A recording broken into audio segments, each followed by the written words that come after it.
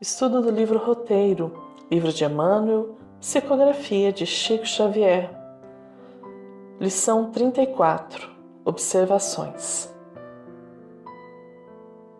O livro Outliers, de Malcolm Gladwell, causou grande impacto em leitores, palestrantes e ouvintes ao afirmar que, para ser bom em algo, um expert, você precisa de pelo menos 10.000 horas de esforço.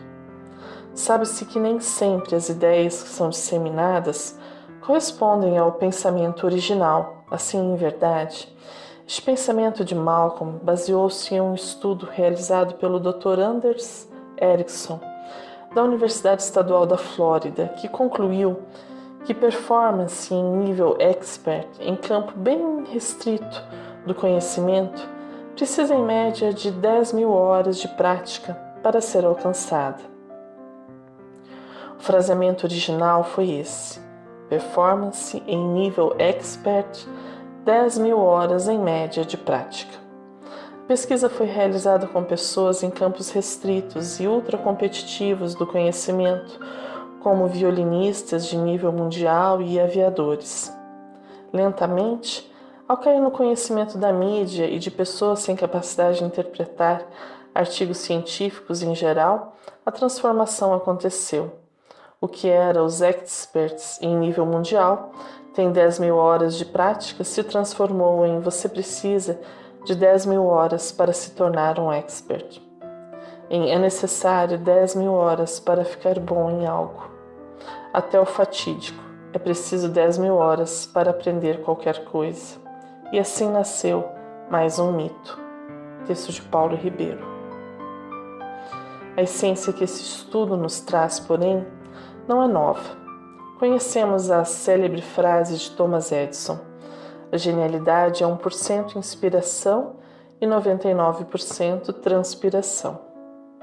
A pergunta que fazemos a partir destes pensamentos é: isto se aplica à nossa evolução espiritual? Será que aprenderemos a ser pessoas melhores, mais tolerantes, pacientes, equilibradas, tentando reiteradamente por 10.000 horas? Qual a fórmula que necessitamos seguir para, enfim, evoluirmos? Emmanuel nos permitirá refletir sobre estas questões ao longo da lição. Sigamos com ele. Quase todos os que se abeiram das atividades espíritas estimariam o desenvolvimento rápido das faculdades psíquicas de que são portadores. Por vezes, quando não atendidos, padecem nocivo arrefecimento de ideal. Esmaece o fervor dos primeiros contatos com a fé, porque o propósito fixo de surpreenderem o milagre transforma-se neles em aflitiva obsessão. Contudo, há singularidades no assunto que não podemos menosprezar. Um conhecimento grandioso como o que a doutrina espírita oferece nos faz contemplar o mundo de uma forma tão diferente e sublimada que muitas vezes queremos alçar voos mais altos, sem, no entanto, estarmos para ele preparados. Sei que devo amar, perdoar, ser indulgente. Sei muitas coisas, muitos o sabem, e há milênios. Não obstante, não o fazemos. Imaginemos por um instante se fôssemos capazes de cumprir o mandamento recebido por Moisés e dado ao povo de Israel há algo em torno de 4.000 anos atrás. Não roubarás. Apenas este mandamento, sendo cumprido por todos, seria capaz de transformar o mundo. As casas não teriam muros, as portas não necessitariam de chaves, nem as janelas de grades.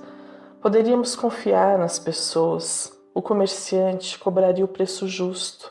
O governo cobraria os impostos necessários. Enfim, viveríamos de forma distinta. Parece assim que ainda estamos distantes deste mandamento oferecido à humanidade há tanto tempo, o que nos faz concluir que o desenvolvimento é distinto do conhecimento. Saber não significa fazer. Não obstante a nossa constatação, a lição nos convida a não desanimar e nos informa que há singularidades nesse assunto, pormenores que nos farão compreender os motivos de nossa evolução dar-se a passos lentos. Caminhamos mais um pouco com a lição para adentrar em tão valoroso tema. Que seria da ordem do equilíbrio dos serviços terrestres se a totalidade das criaturas, instruídas ou não, se pusessem a investigar quanto à vida nos outros mundos? Toda colheita exige preparação e sementeira. Imaginemos um avião moderno, perfeitamente equipado, sobrevoando o pacífico vilarejo do século XIV, sem aviso prévio. Que recompensa adviria em nosso favor se constrangêssemos uma tábua indígena a ouvir um concerto de Paganini, sem oferecer-lhe os rudimentos da educação musical? O progresso, como a luz, precisa graduar-se para não ferir ou cegar as pupilas que o contemplam. Queremos ser bons, porém queremos trilhar o caminho que nos permite chegar à bondade? Queremos ser mansos, mas estamos dispostos a deixar nosso orgulho para adentrar no mundo da mansuetude, da sublime paz? Muitas vezes olhamos o bolo e o desejamos, porém é preciso conseguir os ingredientes, a receita e ainda adquirir todos os truques e conhecimentos de um bom confeiteiro para chegar-se a um resultado similar. Evoluir é exatamente isto. Não se trata de um resultado, mas de um caminho. E caminho pede passos, muitos passos. Sigamos em frente. Compreendamos, acima de tudo, que a existência não é fenômeno que se articule à revelia dos grandes responsáveis da evolução. A liberdade do homem interferirá nos domínios da matéria densa, alterando o que pode ser, todavia, jaz extremamente distante das regiões do espírito puro, onde se guarda o controle das leis universais. Desdobrando novos painéis da vida diante da mente sequiosa de conhecimento e renovação, não é o mundo espiritual que deve descer para o homem, e sim o homem que precisa elevar-se ao encontro dele. E semelhante ascensão não será simples serviço da mediunidade espetacular. É obra de sublimação interior, gradativa e constante, sobre os alicerces do bem, ao alcance de todos. A informação é deveras importante. Nada acontece à revelia dos grandes responsáveis da evolução. E nada é uma palavra restritiva e não excludente. Não permite exceções, mas nos informa que tudo o que acontece, ainda que não sejamos capazes de compreender, tem um propósito e um motivo. Augusto dos Anjos, pelas mãos benditas de Chico Xavier, nos oferece belíssimo poema que trata deste caminho do espírito. Venho do zero cósmico profundo, de pavorosas tenebras do mundo, estrangulando os vínculos das eras. E nas lutas sem fim que me consomem, tenho o orgulho bastardo de ser homem sobre o instinto medonho das panteras. Mas além do pretérito que humilha meu ser antropocêntrico em batalha, surge um sol flâmeo e belo que se espalha por celeste e ignota maravilha. É o anjo homem Cristo que perfilha, o homem-lobo que em mim veste a mortalha, da fera que ainda ruge e se estraçalha sob a treva em que a lágrima não brilha. Desce, ó divina luz, aos meus escombros, põe a cruz de verdade nos meus ombros, prende-me os punhos ao calvário adverso. Trecho do poema Trajetória, do livro Relicário de Luz. O poeta roga aos céus que desçam aos seus escombros e certamente, muitas vezes, recebemos as luzes do alto a nos dirigir, consolar e reencaminhar. A lição, porém, nos convida a impulso diverso, ao nos dizer que não é o mundo espiritual que deve descer para o homem, e sim o homem que precisa elevar-se ao encontro dele. Pensemos num ambiente limpo, por exemplo, uma calçada que acabou de ser lavada. Se eu entrar nela com meus sapatos sujos, a calçada deixará de ser limpa. Eu a terei contaminado de tal forma que ela deixará de ser o que era. Assim, para que eu possa entrar num ambiente límpido, preciso me preparar para ele de tal forma que não o contamine com a minha imperfeição. Posso almejar estar diante de espíritos de luz, para ouvir-lhes as sábias palavras e sentir deles o mais puro amor. Porém, o Pai Celestial quer que nós sejamos luz, e não apenas que estejamos diante dela.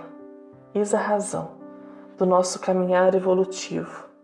Fomos criados simples e ignorantes, numa trajetória ascendente e infinita.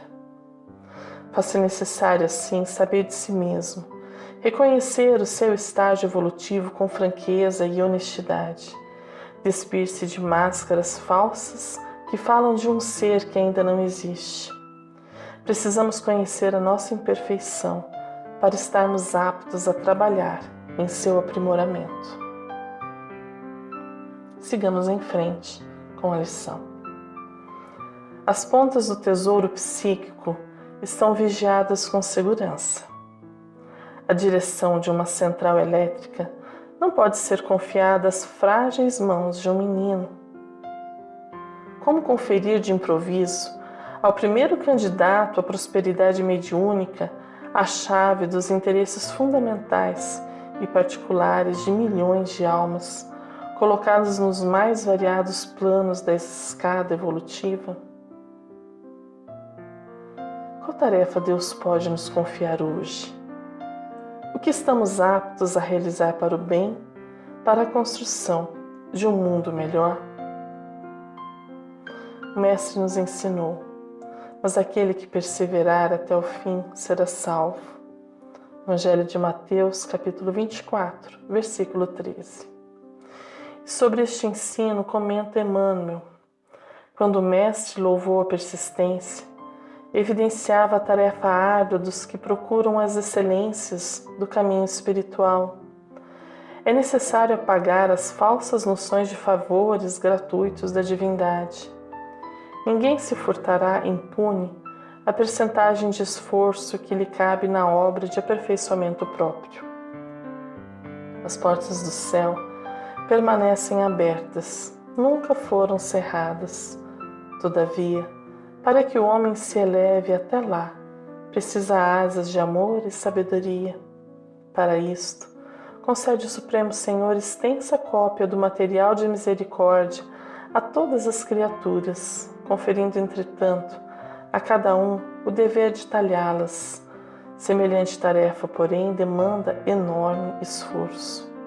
A fim de concluí-la, recruta-se a contribuição dos dias e das existências. Muita gente se desanima e prefere estacionar séculos a fio nos labirintos da inferioridade. Todavia, os bons trabalhadores sabem perseverar, até atingirem as finalidades divinas do caminho terrestre, continuando em trajetória sublime para a perfeição.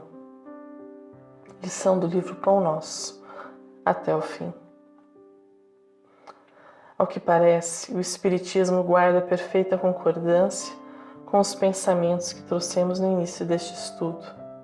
É preciso esforço, suor, 10.000 horas, ou serão 10.000 anos, ou mais. O tempo é igual para todos, mas cada um o aproveita de forma distinta, segundo o seu livre-arbítrio. Se ameamos a todo instante, estejamos, porém, conscientes de que virá a colheita, do que virá na colheita.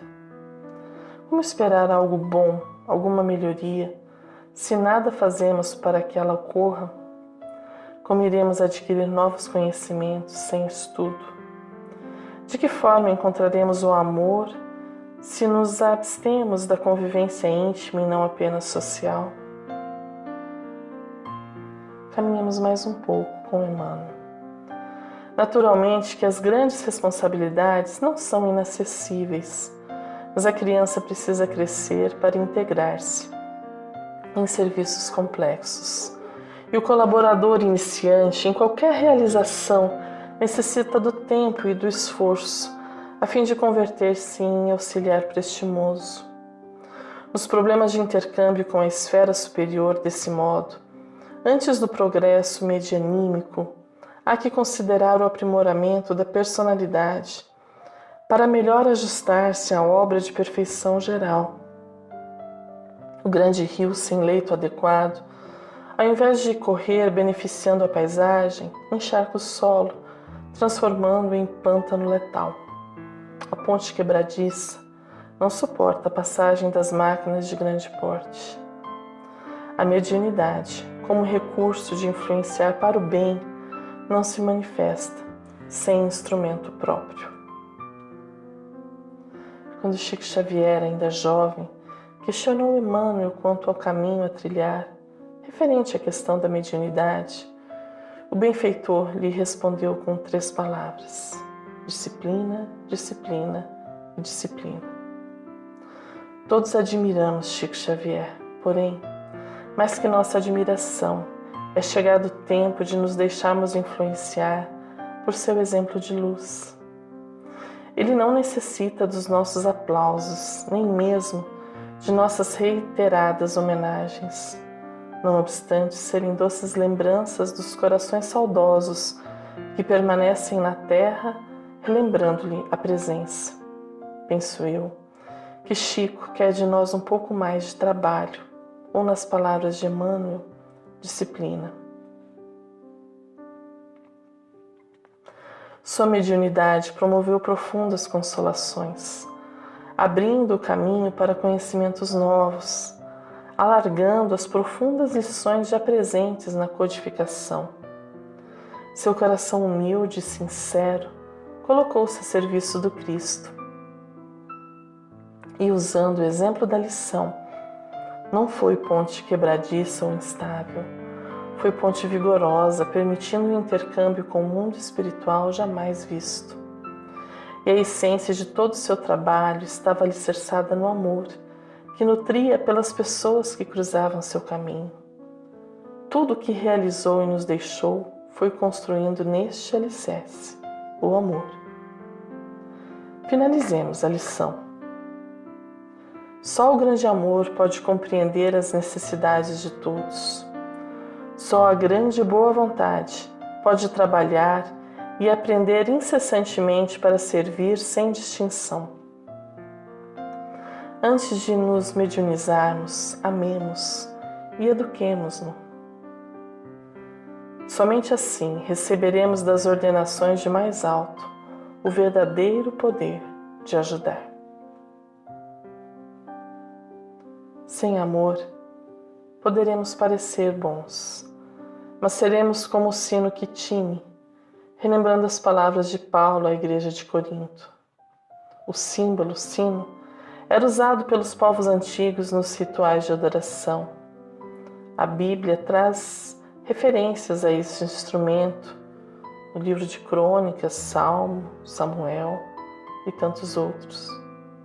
E Paulo usa esta figura para ilustrar que podemos parecer anjos, falar como anjos, mas se não tivermos amor, seremos um simples eco, um metal sem vida, nada seremos. Ainda que eu fale as línguas dos homens e dos anjos, se não tiver amor, serei como o sino que ressoa ou como o prato que retine. Um fraterno abraço e até o próximo estudo.